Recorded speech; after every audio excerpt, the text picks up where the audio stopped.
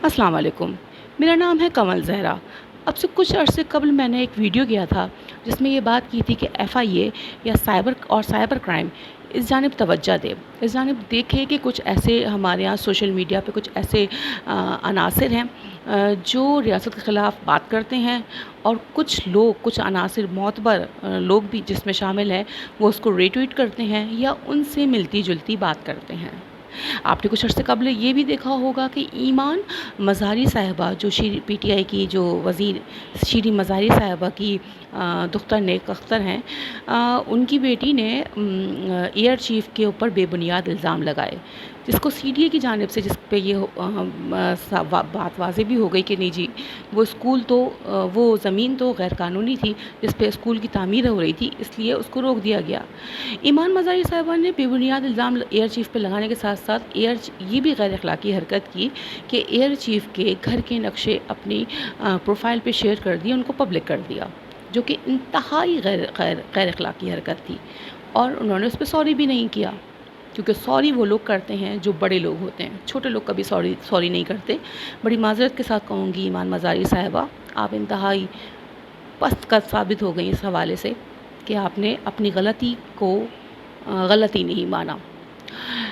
इसके साथ मैं आपको ये भी बताती चलूँ कि कल मुताउल्लाह जान साहब को सुप्रीम कोर्ट ने तलब किया। उसमें तलब करने का मामला ये था, और सुप्रीम कोर्ट के चीफ़ जस्टिस ने इस पे खुद नोटिस लेते हुए उनको तलब किया, और उस मुकदमे की उस समाअत की सरबराही चीफ़ जस्टिस साहब गुलजार अहमद साहब ने खुद की। वो मामला ये है कि ट्वीट्स का मामला है कि कुछ ट्वीट्स पे इदारे को तहफ़्फ़ुज़ात हैं, सुप्रीम कोर्ट को तहफ़्फ़ुज़ात हैं, और उन्होंने इस मामले के तहत सीनियर सहाफ़ी मताउल्लाह जान साहब को तलब किया, उनको नोटिस भिजवाया, जिस पे कल मताउल्लाह जान साहब सुप्रीम कोर्ट होके भी आए हैं, सुप्रीम कोर्ट होके भी आए हैं। अब उसमें ये हो गया कि हमारे बड़े सारे सहाफ़ियों ने इस पे तहफ़्फ़ुज़ात का इज़हार किया। बड़े सारे सहाफ़ी को बहुत बुरा लगा, पर मैं एक सवाल उनसे ये करती चलूँ, मताउल्लाह जान साहब के साथ जो हुआ, यकीनन शायद वो गलत हुआ या सही हुआ, मैं नहीं इस मामले में कुछ कहूँगी, क्योंकि वो ज़ाहिर सी बात है अभी सुप्रीम कोर्ट में मामला है, अभी पिक्चर वाज़ेह होनी बाकी है। मगर मुझे हैरत है इस बात पे कि जब पीपल्स पार्टी के एक वज़ीर सईद गनी साहब का ज़िक्र कर रही हूँ मैं, उन्होंने एआरवाई के ख़िलाफ़ बाकायदा कैंपेन चलाई, तो ये सहाफ़ी कहाँ थे? क्यों नहीं उन्हें ऐसा लगा जब कि आज़ादी सहाफ़त पे हमला कर दिया गया है? कल जब बिलावल भुट्टो ज़रदारी साहब ने, जो पीपल्स पार्टी के चेयरमैन हैं, उन्होंने सहाफ़ियों को इंसान बनने की नसीहत की और उनको कहा कि वो गैर जानिबदार रोल प्ले कर रहे हैं, तो क्यों आज़ादी सहाफ़त के ये अलमबरदार मुँह में गुड़ डाल के बैठ गए, लब से लब जोड़ के बैठ गए? क्यों नहीं उनको ऐसा लगा कि आज़ादी सहाफ़त पर हमला हो गया? क्यों नहीं उनको सहाफ़त की आज़ादी सलब होती हुई नज़र आई?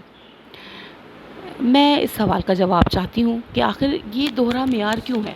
सहाफ़ी तो दोहरे मेयार के ख़िलाफ़ होते हैं, सहाफ़ी तो दोहरे मेयार को पसंद नहीं करते, तो ये आखिर सहाफ़ती बिरादरी में ये दोहरा मेयार क्यों आया?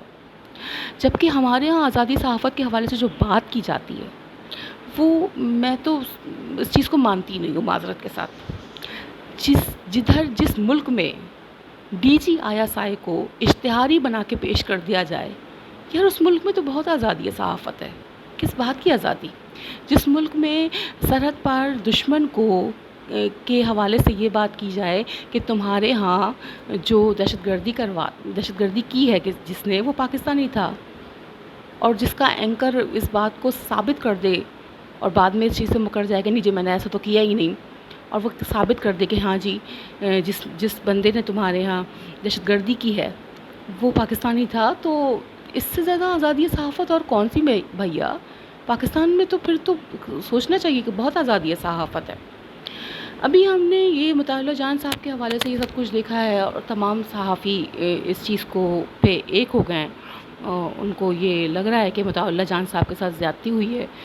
तो मुझे बस सिर्फ उनसे एक सवाल है, ये है जो मैं पहले भी कह चुकी हूँ कि एआरवाई के ख़िलाफ़ जो कैंपेन हुई थी, تو میرے خیال میں اس وقت بھی ہم صحافیوں کو ایک ہونا چاہیے تھا اور سمجھنا چاہیے تھا کہ واقعی میں اے آر وائی کے خلاف معاملات مناسب نہیں ہے، نامناسب ہیں۔ اس کے ساتھ میں نے ایک اور بات آپ سے اور یہ کہتی چلوں کہ جو ایف آئی اے کے حوالے سے میں نے اپنا سابقہ ویڈیو کیا تھا اور ایف آئی اے اور سائبر کرائم کے حوالے سے بات کی تھی کہ اگر آپ کسی ایک کے خلاف کارروائی کر دیں گے تو یہ تمام نیٹ ورک سامنے آ جائے گا۔ اب آپ نے دیکھا، میں مطالعہ جان صاحب بہت سینئر، بہت قابل احترام، مگر مجھے حیرت ہے کہ گل بخاری صاحبہ ان کے حق میں بات کر رہی ہیں، اور جب ہاں گل بخاری صاحبہ جس کے حق میں بات کر لیں، میرے لیے تو وہ بڑا ڈاؤٹ فل ہو جاتا ہے۔ اب آپ دیکھ رہے ہوں گے کہ جب سے یہ مطالعہ جان صاحب کا معاملہ سامنے آیا ہے تو وہ ہی لوگ سامنے آ گئے ہیں جو لیفٹسٹ ہیں۔